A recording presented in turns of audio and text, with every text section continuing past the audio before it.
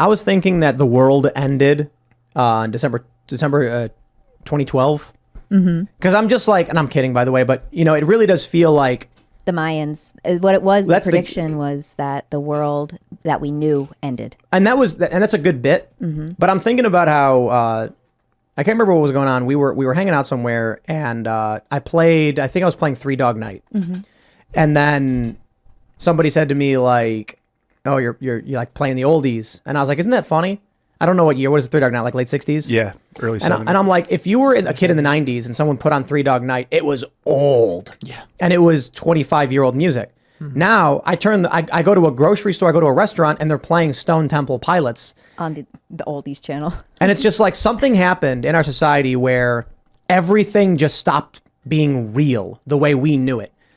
And maybe it's just because we didn't live in those times, but like, I look at this video. Here's why I bring it up. I look at this video and I'm like, there's no way this is what the American office of the presidency was supposed to be, right?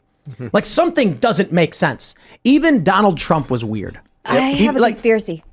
You have a conspiracy. Oh. When they turned on that atom smasher, they tore open a hole in the space-time continuum and unleashed whatever the hell has happened. People think that the Hadron Collider turning on triggered the oncoming of Trump. No, it was Biden. It was like Trump was supposed to happen because he's a maverick and he's like Reagan in a certain sense. But Biden, so when I see him fall here, and I'm like, does no one around think something is wrong? Like, dude, this is how many times has he fallen? They're gonna have him run again. It feels like everybody is standing around watching the naked emperor walk down the street, and they're all like, "Oh, how wonderful, how amazing!" And I'm just like, dude, has this country already fallen apart? I think they have control. They have whoever is really pulling the strings, because it is not him. No. I think the opposite. There's no control. They're like, it's 2019. They're like, what do we do? What do we do? I don't know. Trump's going to win again. Well, they have Joe Biden. He's a like, puppet. Are you crazy, Joe Biden? I don't know what to do. He's a puppet of. I would think, honestly. I mean, if I want to go into my other conspiracy about this, it's a puppet of who? Obama. It's Obama's agenda, and this was his vice president, and so he can't run 3 terms. So and they tried to run Hillary in 2016. Yeah. So he's the one pulling this. That's my theory. I could be wrong. Possible. I mean, a lot of people think that. Doesn't Obama live right by the White House? Yes. But I look at this and I just can't believe there's any real organizing force. I mean, certainly there are people with power, but the Democrats have no one. The problem on the right now is that there's too many. Trump and DeSantis are too good. They're both too good. And now people are like, well, DeSantis is bad. No, Trump is bad. And it's like, they're both just really good and arguing about who's better. And then you look, even Tim Scott is good. And Kristi Noem is good. I don't think they'll win, but there's a big lineup of high profile people on the right. Yes. With 2 major contenders, of course, Trump being the obvious front runner. On the Democrat side, they have nothing, literal nothing. Gavin Newsom. But barely. And they're like Michelle Obama or Oprah. Yeah. Pete Buttigieg. But George Soros's son has taken over his legacy as well and has full access to the White House. That came out a couple months ago.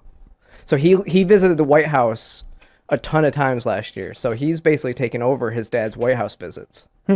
George Soros's son. I'm just saying, when I bring up the music stuff, it feels like there was a cultural cohesion to this country, that things may have been bad at some times. There may have been crime in like the 80s in New York and all that stuff, but there was a cohesion to it. Now it feels like everyone knows it's not real anymore and it's all broken apart, right? Like, how would you... We can describe the 70s. We can describe the 80s. We can describe the 90s. We can describe the 60s. We can describe the 50s. We can describe the changes and when they were coming into place. We can talk about how in the late 60s, the clothing started changing, which became the dominant trends of the 70s.